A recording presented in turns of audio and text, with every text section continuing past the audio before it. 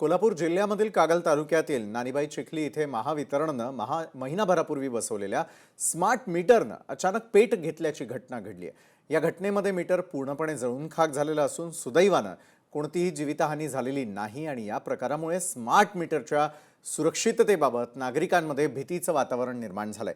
दरम्यान ही राज्यातील पहिलीच घटना असल्याचा दावा स्थानिकांकडून केला जातोय।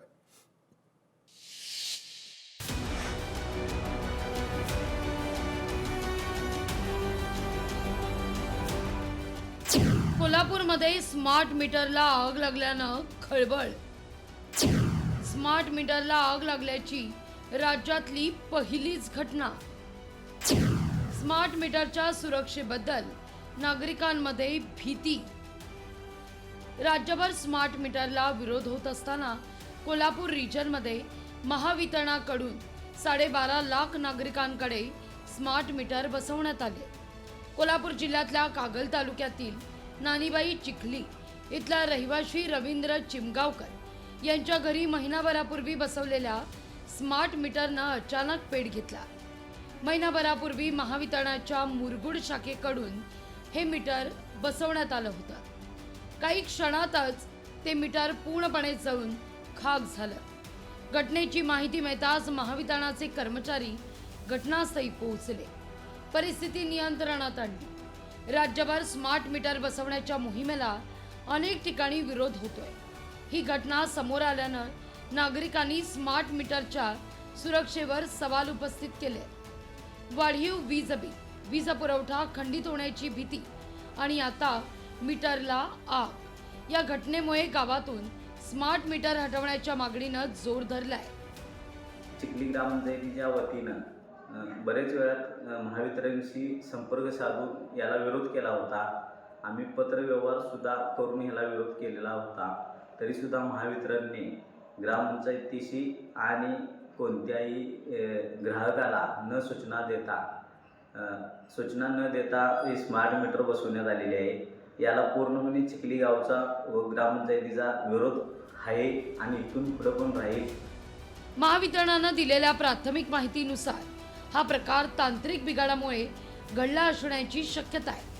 संबंधित स्मार्ट मीटर तपासणी करता चाचणी विभागाकडे पाठवण्यात आलाय। ग्राहकांच्या घरी तात्काळ नवीन स्मार्ट मीटर बसवून वीज पुरवठा सुरळीत करण्यात आलाय।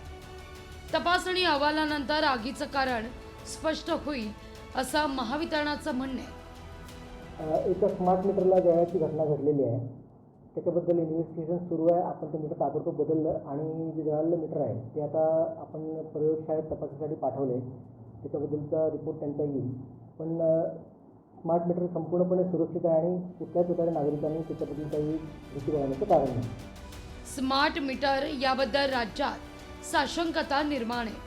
स्मार्ट मीटरची कंत्राटं देण्यात आली आहेत। भविष्यात प्रीपेड मीटर केली जाणार असल्याचं म्हटलं जात आहे, असं आमदार सतेज पाटील यांचं म्हणणं आहे। ज्या कंपन्यांनी इलेक्ट्रॉल बॉन्ड्स भाजपचे घेतले त्यांना हे कॉन्ट्रॅक्ट देण्यात आलेले। स्मार्ट मीटर म्हणजे प्रीपेड मीटरच हे उद्या होणार आहे। पैसे भरा आणि मगच लाईट घ्या, अशी साधारणपणे शासनाचं धोरण आहे आणि म्हणून त्याला विरोध कायम आहे। मुख्यमंत्र्यांनी ऑन द हाऊस सांगितलं होतं याची सक्ती करणार नाही, परंतु दुर्दैवानं आता सक्ती केली जाते हे वास्तव। स्मार्ट मीटरला आग लागल्याची घटना ही तांत्रिक बाब असल्याचं स्पष्टीकरण महावितरणानं दिलं असलं तरी देखील सर्वसामान्य ग्राहकांमध्ये मात्र भीतीचं वातावरण आहे। त्यामुळे स्मार्ट मीटर आता सुरक्षित आहे का, हा सवाल सामान्य ग्राहकांमधून उपस्थित होतोय। सतेज औंधकर, लोकशाही मराठी, कोल्हापूर। लोकशाही मराठी ऐका, पहा, जागरूक रहा।